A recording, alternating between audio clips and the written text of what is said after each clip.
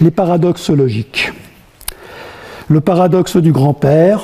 Mais d'abord, qu'est-ce qu'un paradoxe logique? C'était une violation du principe de non-contradiction. Il y a paradoxe logique quand une proposition va impliquer sa négation, P implique non P, et quand la proposition non P implique la proposition P. C'est-à-dire quand il y a une équivalence logique entre la proposition et sa négation. Dans ce cas-là, on parle de paradoxe. Attention, une simple implication, si je vous dis simplement la proposition P implique la proposition non P, ce n'est pas un paradoxe. C'est une contradiction, simplement. Mais ce n'est pas un paradoxe. Alors ici, sur ce dessin, vous voyez que le personnage est entouré d'un espèce de ruban. C'est un ruban de Mobius. Certains connaissent bien sûr le ruban de Mobius, d'autres se demandent peut-être, et même ceux qui connaissent, se demandent peut-être ce que ça vient faire ici. Les rubans de Mobius servent souvent de pictogrammes ou de logos. Par exemple ici, pour information, j'en ai repéré quelques-uns, mais bien sûr il y en a certainement beaucoup d'autres. Le ruban de Mobius, vous repérez déjà comme pictogramme pour le recyclage. Ça fait très longtemps qu'on utilise ce pictogramme, c'est 1972. Et ce pictogramme est un ruban de Mobius, je vais vous dire après, je vais vous dire après ce que ça veut dire, pour ceux qui ne connaissent pas. Il y en a de même de Google Drive, mais Google Drive, c'est plus récent. C'est 2012, ça. C'est aussi un ruban de Mobius. Plus surprenant peut-être, le logo de la Renault, qui date de 1972, celui-ci, puisqu'avant c'en était un autre. C'était aussi un losange, mais un losange plat, c'est autre chose. Ce logo-là, si vous le regardez, vous le voyez comme un losange, bien sûr, mais vous pouvez aussi le voir comme une boîte. Une boîte avec l'angle à gauche qui est rentrant ou saillant, qui pointe vers vous avec l'angle à droite qui va foncer dans l'arrière-plan, ou le contraire. Et suivant la vision que vous aurez, en jouant d'ailleurs sur ces deux visions, vous pourrez y voir un ruban de Mobius. Alors, un ruban de Mobius, finalement, il faut quand même que je vous dise ce que c'est. Peut-être parce que tout le monde ne connaît pas. J'ai apporté ici une bande de papier, en toute simple, hein, c'est pas difficile à faire ça. Et un ruban de Mobius, ça consiste à relier les deux extrémités de la bande de papier. Non, pas comme ça. En faisant une torsion d'un demi-tour avant de les relier. Pourquoi? Qu'est-ce que ça a comme intérêt? Eh bien, comme intérêt, c'est que vous n'avez plus qu'une seule face. Un ruban de Mobius n'a qu'une seule face. Je vais vous montrer ça tout à l'heure sur autre chose. Et ça va être l'intéressant pour les paradoxes. Pour faire un logo des paradoxes. Hein, pour un logo, je veux dire, un pictogramme des paradoxes. On peut imaginer toujours qu'une théorie... Une théorie logique peut apparaître comme un ensemble, un espace de propositions qui sont engendrées par des propositions de base qu'on appelle des axiomes ou des postulats, et dans lequel toutes les propositions qu'on démontre ou qu'on peut démontrer découlent entre elles et découlent de ces axiomes, de ces postulats, à l'aide d'opérateurs logiques et de règles de la logique. C'est-à-dire que vous pouvez imaginer finalement une théorie comme étant une immense feuille de papier de taille aussi grande que vous voudrez, sur laquelle vous écrivez toutes vos propositions et les liens qui existent entre ces propositions. Une feuille de papier, ça a deux faces, c'est-à-dire qu'au dos, il peut aussi y avoir des propositions, mais les propositions qui se trouvent au dos de la feuille, c'est des propositions que je ne peux pas déduire dans ma théorie. Ce sont des propositions qui sont incohérentes avec ma théorie, tout simplement. Par exemple, une proposition T1, ici, que j'ai marquée là, au dos, j'ai une proposition non T1, je veux dire la négation de la proposition T1. Elles ne peuvent pas être toutes les deux sur la même face. Elles ne peuvent pas être toutes les deux sur la même face, puisque dans une théorie, une proposition et sa négation n'ont pas la même valeur de vérité, elles sont incompatibles. Alors quand vous avez un paradoxe, ce qui se passe, c'est que vous avez localement, au voisinage du point P, je veux dire de la proposition P, vous avez ici la proposition P qui doit impliquer sa négation, ce qui n'est évidemment pas possible, compte tenu du fait qu'elles ne sont pas sur la même face de la feuille. Mais si vous considérez qu'il y a une espèce de pathologie sur votre feuille, et qu'au voisinage du point P, la feuille se replie, vient se plier, et puis voilà, vous avez un ruban de Mobius, Vous obtenez, je l'ai fait à l'avance pour ne pas perdre de temps, vous obtenez quelque chose comme ça. D'accord. Vous obtenez quelque chose comme ça, c'est-à-dire que vous avez votre proposition P, ici, on part d'elle, et puis elle va impliquer, vous allez, vous continuez, je ne sais pas si ça se voit, ce que je suis en train de faire, et vous arrivez à la proposition non P. Parce que la proposition P et la proposition non P sont maintenant sur la même phase, je vous l'ai dit tout à l'heure, un ruban de Möbius n'a qu'une seule face. Donc de la proposition non P, je continue, je peux continuer, je vais arriver un peu plus loin à la proposition P. Normal. Quand je fais le tour, je reviens toujours au point de départ. Je n'ai plus qu'une seule face sur mon ruban. Vous comprenez pourquoi un ruban de Möbius peut être un pictogramme d'un paradoxe logique. Je sais que c'est très utilisé dans certaines science-fiction, dans certains dessins animés d'ailleurs aussi. Alors, j'ai décidé de vous parler du paradoxe du grand-père ce soir. Le paradoxe du grand-père, il faut que je vous en touche deux mots d'abord, parce que tout le monde ne connaît peut-être pas ce roman de Barjavel. Barjavel a scénarisé la rencontre d'un mathématicien, Pierre Saint-Menou, et d'un physicien, Noël Esaillon.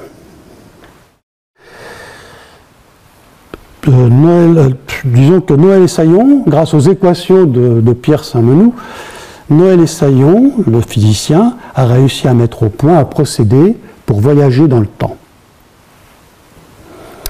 Après plusieurs péripéties, notre voyageur spatio-temporel, qui sera d'ailleurs Pierre, demain, va finalement se poser une question. Il va se demander ce qui peut se passer dans le présent si on change de façon radicale le passé.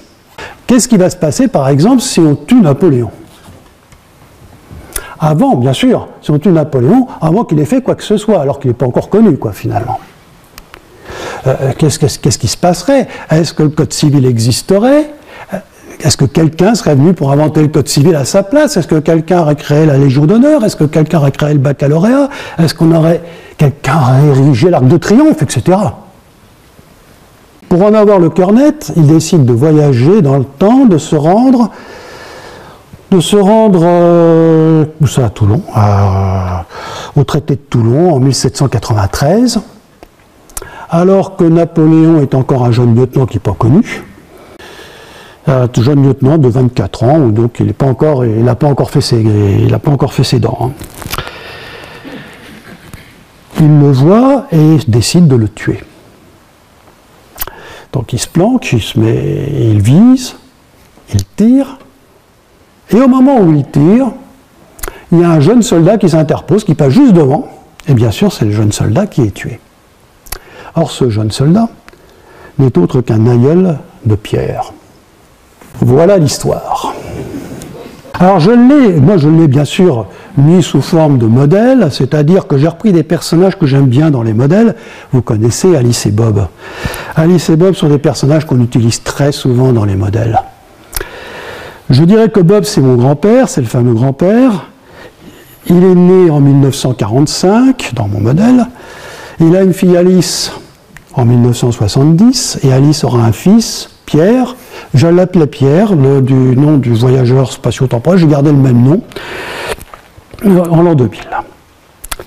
En 2025, Pierre a l'occasion de faire un voyage dans le temps, il remonte dans le temps, on va se rendre en 1955, chez son grand-père, et il le tue.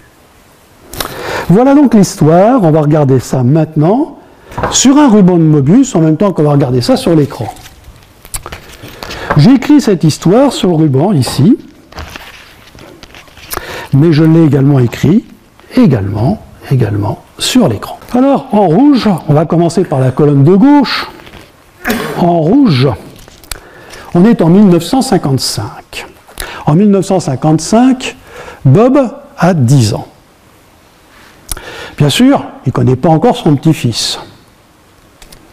Il est en 1970, il a une fille, Alice.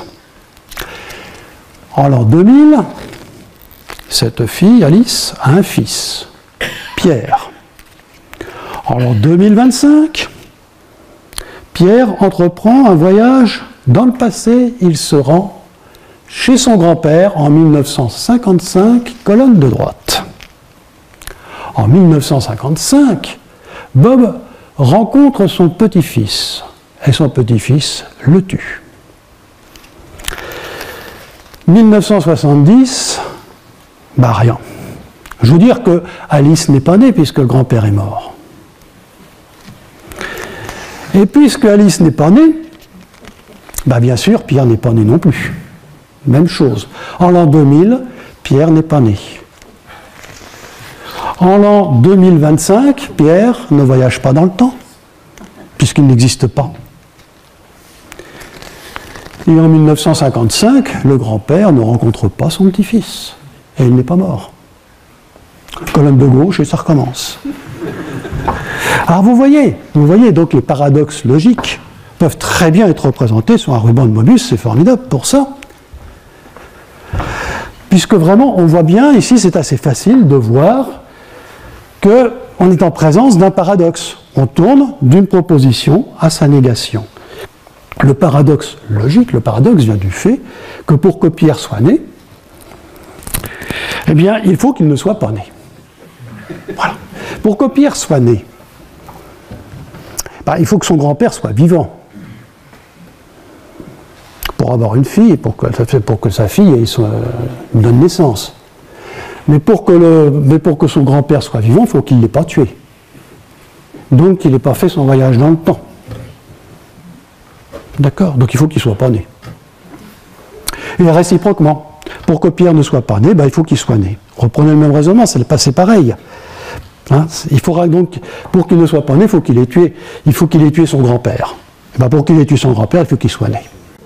Donc vous voyez, ces paradoxes ici, ça c'est vraiment ce qu'on appelle le paradoxe logique. Alors on parlait tout à l'heure du paradoxe du barbier, oui, j'aurais pu très bien vous donner beaucoup d'autres paradoxes logiques également. Mais celui-ci, je trouve qu'il est pas mal, d'autant plus que finalement, je vous donne une représentation sous forme de ruban de Mobius parce que c'est simple, c'est facile à voir. C'est géométrique, mais facile. Et que Barjavel, de son côté, lui, a donné une autre représentation. Une représentation que j'aime bien, vous allez voir, vous allez être séduit, c'est sûr. Je laisse le dire lui-même parce qu'il le dirait beaucoup mieux que moi. Voilà ce qu'il dit. Il dit, ce n'est pas alternativement que Pierre existe et n'existe pas, c'est en même temps. Son destin et son non-destin sont simultanés. À partir de l'instant où son ancêtre frappé par lui est mort, Pierre n'existe pas et existe à la fois car n'existant pas, il n'a pas pu le tuer, de ce fait il existe et le tue. Ça va, vous avez tout compris? Je pense que les personnes qui font de la physique et principalement de la mécanique quantique sont servies. Vous voyez cette histoire ici? Voilà, exactement. Cette histoire ici, c'est quoi? C'est une superposition d'états. Pierre existe et n'existe pas en même temps. C'est comme en physique quantique. Quand vous avez, je résume pour tout le monde ici, si vous avez une particule subatomique qui peut se trouver en un point A et en un point B, s'il n'y a aucune observation, aucune mesure, elle est à la fois en A et en B. Ça paraît bizarre, mais c'est comme ça. C'est la fonction d'onde qui dit ça, hein. C'est tout simplement une fonction d'onde associée à la particule qui nous le dit. Et si vous faites une petite observation, si vous observez, si vous tentez de faire une mesure, à ce moment-là, il y a ce qu'on appelle un effondrement de la fonction d'onde, et la particule se fixe soit en A, soit en B. Eh bien justement, regardez bien ici ce qui se passe dans le paradoxe du grand-père. Bien sûr, il y a cette superposition d'états, mais il n'y a pas que ça.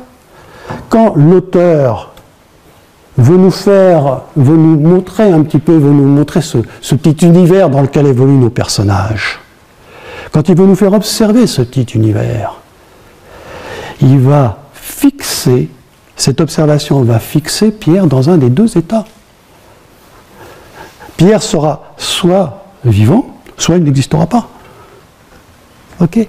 Exactement comme en mécanique quantique. Bon, bah, bien sûr, il n'y a pas de fonction d'onde ici. Mais je veux dire simplement que derrière tout ça, la représentation mentale du principe de superposition des états, comme nous avons en mécanique quantique, elle peut aussi s'adapter, elle peut très bien être une représentation mentale du paradoxe logique.